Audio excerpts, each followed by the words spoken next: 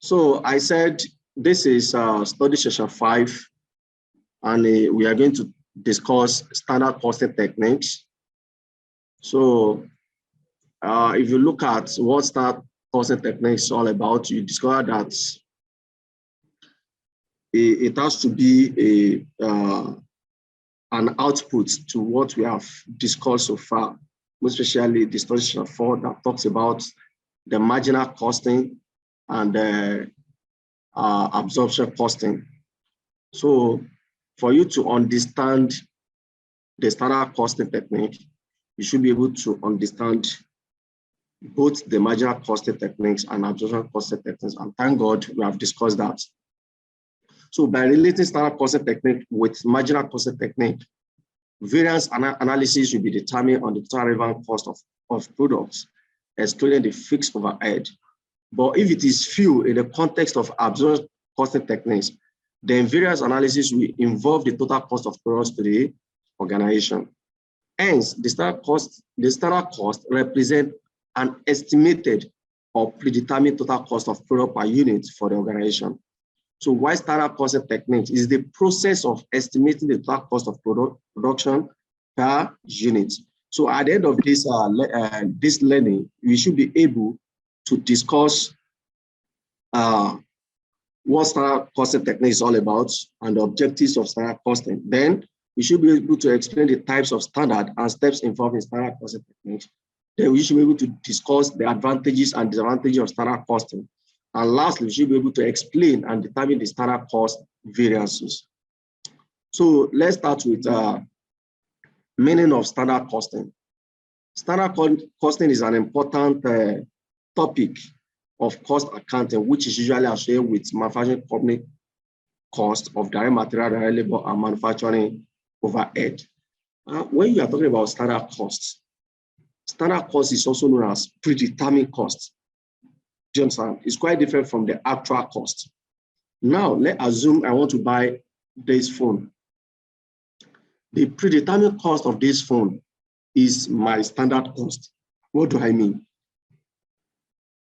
If I have 80,000 naira to buy a phone, and I have it at the back of my mind that I will not spend more than 80,000 to buy that particular phone. So that's my predetermined cost. That's my standard cost. Well, on getting to where to buy a phone, and I discovered that the phone actually costs 85,000. That is my actual cost. Do you understand? So the actual cost is the original cost of the phone, while the predetermined cost is the standard cost. So now the difference between the actual cost and the predetermined cost, which is the standard cost, is known as variance. So if what I budgeted for is actually greater than the actual cost, that is favorable variance. So the variance, the difference between them is favorable. But if what I budgeted for is less than the actual cost, that is unfavorable variance. So that's just the simple explanation about the standard cost. So then standard costing talks about the direct material, direct labor, and manufacturing overhead to product. Many manufacturers assign the expected or standard cost. That is why I said it is what predetermined cost. This means that the manufacturing inventory and cost of goods sold, we begin with amount reflecting the standard cost, not the actual cost. So manufacturers, of course, still have to pay the actual cost. So if you look at this diagram talks about the standard costing. If you look at it, we have the direct materials, and we have direct labor, and we have factory overhead, all born into what? All born into standard costing technique. Standard costing is the practice of substituting an expected cost for an actual cost in the accounting records, and then periodically recording variances. That is the difference between the expected and the actual. So that's why I said your standard costing is the predetermined cost, which has to be differentiated from what? From your actual cost to get the variance. So this approach represents a simplified alternative to cost layering systems, such as FIFO, LIFO, where large amount of historical cost information must be maintained for items in stock. So, I said there are so many, there are different methods of stock valuation. And I said there are 3 acceptable methods according to IAS 2, that is inventory, which is FIFO and weighted average cost. So LIFO is out of it. So FIFO is first and first out, while LIFO is what? Last and first out. But LIFO is out of the acceptable method. So formulation of standard costing. How do we formulate standard costing? At the most basic level, you can create a standard cost simply by calculating the average of the most recent actual cost for the past few months. In many smaller companies, this is the extent of which of the analysis used. However, there are some additional factors to consider which can significantly alter the standard cost that you select to use. The factors are as follows. We have the equipment age, we have equipment setup speed, we have labor efficiency changes, we have labor rate purchasing terms. So all these things have been explained here. So now, another important thing that we need to understand is the objectives of standard costing. The objective of standard costing. So when we are talking about the objectives of standard costing, it's as if you are telling us what exactly does standard costing want to achieve. So the first objective here is to provide a basis for estimating. So in every transactions or in every manufacturing companies, so the interest is to estimate the cost of a product. Do you understand? So for you to estimate the cost, you have to understand the knowledge behind standard cost. And that is why I said, I wanted to buy a phone and I discovered that what I have is 80,000 naira. So eventually I discovered that when I go to the market, the phone actually costs 85,000. So the difference between the predetermined cost and the actual cost is just 5,000 naira. Do you understand? So that is the variance. So to provide guidance on improving performance. So if you have deficiency, how will you improve on it? So if you don't know your predetermined and your actual, you won't be able to know the deficiency. Then to provide a basis for assessing performance and efficiency. So if the actual is actually greater than the budgeted most times, you can say that you can assess performance based on that and the efficiency of the company. Then to assist in setting standards. So that's another thing. So standard costing is used in setting standard. Then to control costs by establishing standard and analyzing variance. So when you get to the market, you discover that the phone actually costs 85,000 and you budgeted for 80,000. So for you to control the cost of your expense, you have to reduce your budget you have to reduce the actual cost to the budgeted level by buying another thing instead of the one that costs 85,000 naira. Then to motivate staff and management. So that's one of the important advantage or objectives of standard costing. Then for valuation of stock and work in progress, profit planning and decision making. Those are the objectives of standard costing. So now, having understood the objective of standard costing, then we may mention of efficiency, and we may mention of the fact that it can be used to control cost, and we say it helps management in making decision. So what do I mean by efficiency? So that's the next thing that we need to understand. A standard costing system provides a quick estimate of project cost. Though accurate reports are nice to have, they are not timely. A good estimate of cost provide promptly is highly preferable. So that is what efficiency is talking about. So now, for every advantage, there must be a disadvantage. What exactly are the disadvantages of standard costing? Do you understand? So the first disadvantage of standard costing is slow feedback. Do you understand? Slow feedback, because you have to get the actual cost of a product before you can say this is the variance. So the feedback is sometimes very slow. So another thing is low morale, because when you budgeted for 20,000 and you discover that the actual cost is 25,000, it reduces your morale. to buy something or to get in touch with something that you need. So then employee backlash. So it's down to what? Down to employee. So the employee backlash that I mentioned here is, sometimes because of low morale, employees could potentially hide any unfavorable variance reports to avoid any future repercussions. Do you understand? So employee backlash. When the morale is low due to this disadvantage, whatever that the employee wants to reveal, employee might hide it because of what? Because it might backfire on him, or because of the repercussion that might ensued. So this will give manager a false sense of their profit plan, because what the employee reported is false. Knowing the result of past variance reports will also lead employees to take action that will affect the business. And this will include employees putting in an increase in output at the end of the month to avoid an unfavorable report. So this could lead to a lower quality product.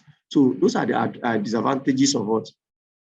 Of standard costing techniques.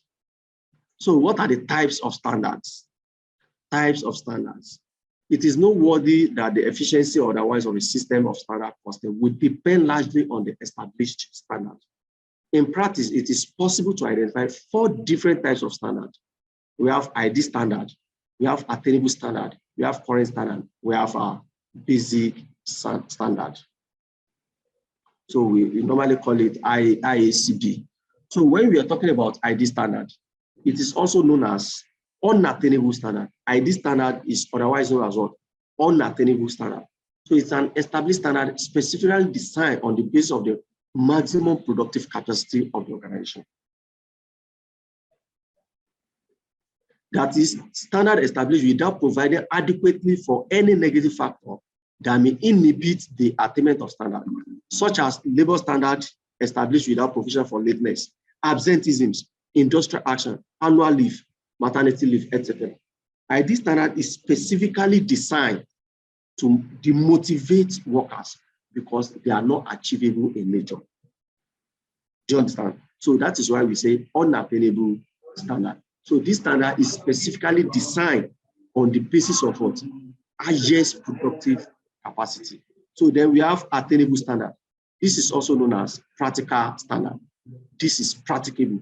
It's an established standard specifically designed on what is considered practicable within the organization. So it's quite different from attainable standard. So it is established with the adequate provision for negative factors that may affect the attainment of the established standard, such as the provision for idle time, machine breakdown, loss of power, lack of raw materials, industrial disputes, repairs and maintenance. Those are the established standard for attainable standard. Then we have the current standard. This is described as an established standard specifically based on the prevailing working condition within the organization or industry at large. Current standards are subject to frequent changes in order to reflect the current position within the organization. Then we have the basic standard, which is the last one. This represents a node established standard designed specifically to satisfy a given objective. So this basic standard is a normal standard. So, and it is designed to satisfy a given objective. So basic standards are not subject to frequent alteration. Therefore, they are outdated in nature. So those are the 4 types of standard that we need to understand as regards standard costing. What are the steps involved in standard costing? So the following are basic steps to achieve a good standard costing techniques. So you identify the long-term corporate objective of the business, and that's the major thing. You have to understand the major long-term corporate objective of the organization. Then you determine the short-term achievable objectives. Then after that, now conduct a market research to identify the specific need of the customers. Then you design a particular product or service that will satisfy the need of the customers. Then you obtain top management support for standard costing techniques. You identify the quantity and quality of raw materials in producing a unit of the product, and you estimate normal loss in the cost of production. Then you identify labor rate per hour and the standard hour required in producing a unit. Then we adopt a method of absorbing both variable and fixed production overhead into product costing. And lastly, we prepare a standard cost card. We prepare a standard cost card. So those are the steps in attaining a good standard costing techniques. So advantages and disadvantages of standard costing is what I've explained the other time. So we don't need much explanation on this. So standard cost variances, even I've explained this. So a variance is the difference between the actual cost and the predetermined cost against which is measured. That is why I made mention of the last example that I want to buy a phone, and I discovered that what I budgeted for is 28,000. On getting to where to buy the phone, I discovered that the phone actually costs 85,000. So the variance is what? 5,000, which is favorable variance, unfavorable variance rather. So, but if what you budgeted for and your actual cost is less than what you budgeted for, that is favorable variance. So that is that about variance analysis. There are two basic types of variances from a standard that can arise. These are the rate variance and the volume variance. The rate variance is also known as price variance, which is the difference between the actual price paid for something and the expected price multiplied by the actual quantity purchased. So rate variance or price variance is SP, that is standard price minus actual price, all into brackets actual quantity. So then we have volume variance. A volume variance is different between the actual quantity sold or consumed and the budgeted amount multiplied by the standard price or cost per unit. So that is that about the sales volume variance. So from the formula, we have standard quantity minus actual quantity all into bracket multiplied by standard price. So definition of variance. Variance is the actual cost incurred and the difference between the actual cost incurred and the standard cost against which is measured. So that is that about the variance. So production cost variance analysis. So we have materials. A variance analysis is usually conducted for the following costs. Material cost variance. Under the material cost variance, they are also divided by direct material cost variance, direct material price variance, and direct material usage variance. So direct material total variance, we have direct material price variance, and we have direct material usage variance. Then we have labor variance. That is, cost of labor is determined by the price paid for labor and the quantity of labor used. So under the labor variance, we have direct labor total variance, and we have direct labor wage rate variance, and we have direct labor efficiency variance. All these things, they are very, very simple to understand. Then lastly, we have variable overhead variance. Under variable overhead variance, we have variable overhead variance, which is different between the actual variable overhead incurred and the variable overhead absorbed. And we have variable overhead expenditure variance, which is different between the budgeted variable overhead for the actual direct labor hours of input and the actual variable overhead cost incurred. Then variable overhead efficiency. Variable overhead efficiency is the difference between the allowed variable overheads and the absorbed variable overheads. So those are the types of variances that we have. So this is just the summary of the whole study session 5. So we discussed the standard cost, which represent the estimated or predetermined total cost of product per unit of the operation. Then we talk about the standard costing, which is the establishment of cost of standard for activities and their periodic analysis to determine the reasons for any variances. Then we talk about the type of standard, which include ID standard, academic standard, current standard, and basic standard. Then we talked about some of the advantages and disadvantages of standard costing. And we go on by explaining the variance, which is different between the actual cost incurred and the standard cost against. So then we have variance analysis, which is conducted for the following costs, which include material cost, labor cost, and variable overheads. So we have come to the end of this study session. If there's any questions, reactions, or comments before we call it a day. So thank you for listening.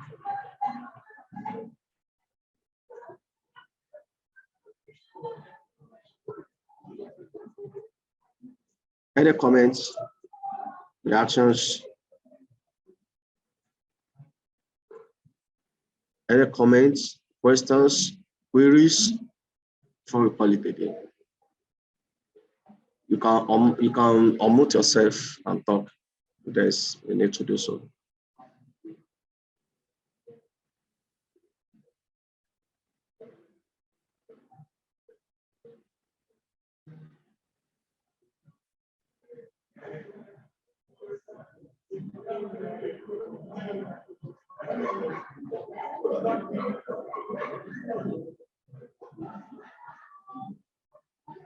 So no question. Obi, no question. Jamila, no question. So in the absence of questions, I think you can call it a day. Thank you for your rapt attention. Bye-bye.